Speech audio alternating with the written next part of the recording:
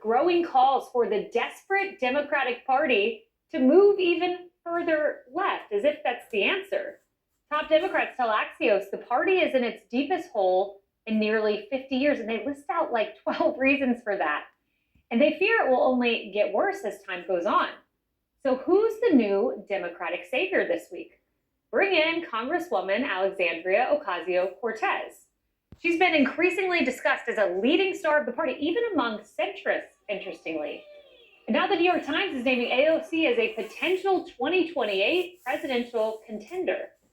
Democrats are doubling down on their progressive policies that lost them the White House and Congress. That's the big picture here. And they're looking for a leader to encapsulate that. Quote, though there is little disagreement about who will emerge to guide progressives into a post-Sanders era, virtually everyone interviewed said there was one clear leader for the job, Representative Alexandria Ocasio-Cortez of New York. You know, Sandra, I want to bring up this picture, and it is Alexandria Ocasio-Cortez kind of languishing away at the border. This was during Trump era 1.0. And she's in this beautiful white outfit, and she's protesting, and it was very dramatic. And the country is just a long way from that image and that moment, encapsulated by this Washington Post headline. I mean, this is WAPO. I never thought I'd see a headline like this. Trump's migrant roundups have a crucial ally, public opinion. And they note there that 89% support deporting criminals, 62% support deporting non-violent criminals. We're a long way from that kind of progressivism. A lot that Mark Penn said the other day stuck out to me about looking at the Democratic Party and making the same mistakes that they did of yesteryear, and it's not standing for something. In fact, I thought his advice to his party was really instructive. He said, make up a list of things you really want, a list of things that you're willing to cooperate with. Are you willing to cooperate with closing the border? Bringing up that picture made me think of that. Or was it all a ruse and you're really for an open border? Are you willing to cooperate with reducing the size of government and the deficit forces them into the DOGE situation? Are you for it or are you against it? Do you have things that you want, like climate change, inflation, helping working people, that you can put forth to do a compromise? And I think Democrats would behoove themselves if they took a good hard look and asked themselves that question. But he was very firm in his warning to his party. If AOC were to come in with a challenge here, he said every moderate that is left, any moderate, I should say, that is left in that party is going to flee. And this is going to be a party no more, because they just can't keep moving further to the left based on what we have seen with recent elections. Yeah, Paul, here's the quagmire. The Democratic base is spoiling for a fight. And we have an NBC poll that reflects that. 65% say they would rather not see the party get things done and stick to their guns, even if it means just gridlock in Washington. And that's versus 32%. That's Democrats. But when you broaden it out, 50%, majority of the country essentially say congressional Democrats are too critical of Trump. So you have this disconnect. You've got to please the 34,000 people showing up to a Sanders AOC rally, but you don't want to lose the middle. Yeah, I think, they're misreading the room here, and they're misreading where the fault line is on the left. Right now, the schism is between the hyper-progressives and this more traditional moderates. So sure, you can get 30,000 people on the mall in Washington, D.C., because that's blue Washington, right? That's progressive Washington. That was a swamp class picture is what that was, okay? But okay, sure, you can get it there. But are there no lessons to be learned from the recent election where all the traditional Democratic voting blocs moved to the right? And what Donald Trump really did is he managed to capture a lot of the traditional Democratic blue-collar workers. The reason why he did so well in Michigan, the tariffs are going to help that, because this is one of the things that the Democrats have been asking for a long time, which we need to bring back manufacturing. Now, reasonable minds can disagree on tariffs, but the bottom line is he wants to bring the manufacturing here. And just coming up with bumper sticker campaigns like Fight the Oligarchy. If you went into that crowd and said specifically, what is the oligarchy? What are you fighting? Who's the oligarchy that you're really concerned? How does it affect your life? You're going to get blank stares. It doesn't compel. And last thing real quick, we know AOC in this city here in New York. This is the person who killed the Amazon jobs who were coming in here. She was part of that cadre that killed thousands of good jobs. Number two, she was the Duchess of Defund.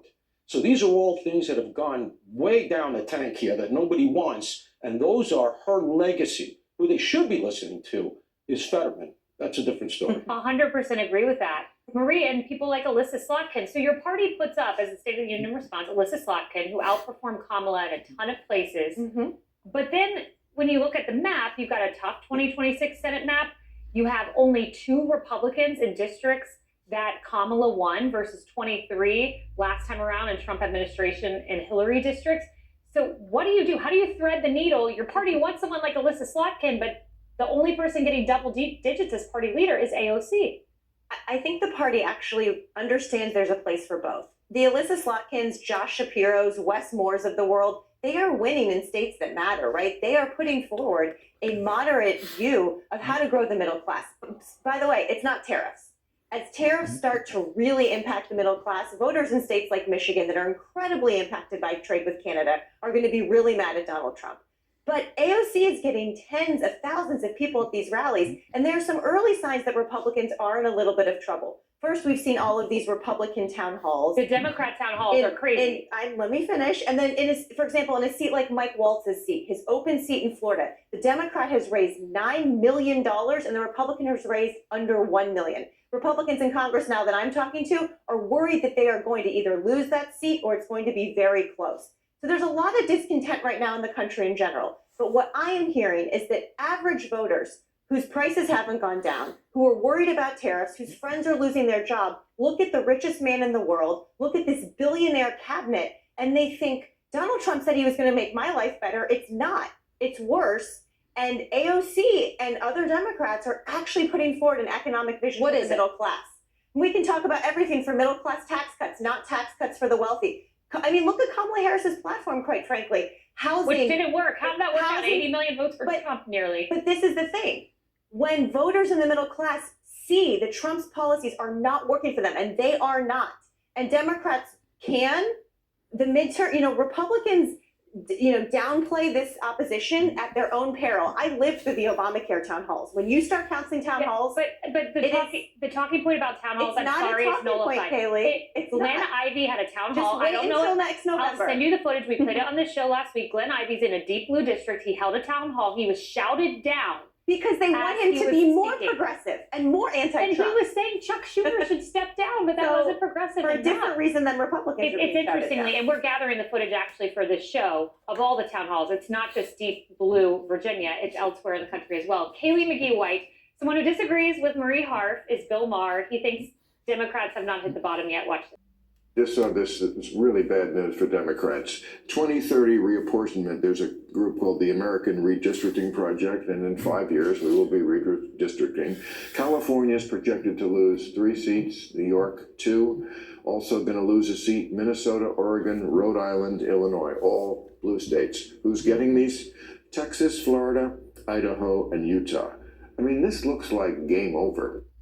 Game over, Kaylee. And this is the political reality that Democrats don't want to face. And look, we can talk about how there's a lot of anger among the Democratic base in particular, but the fact is that rage and resentment is not a winning agenda.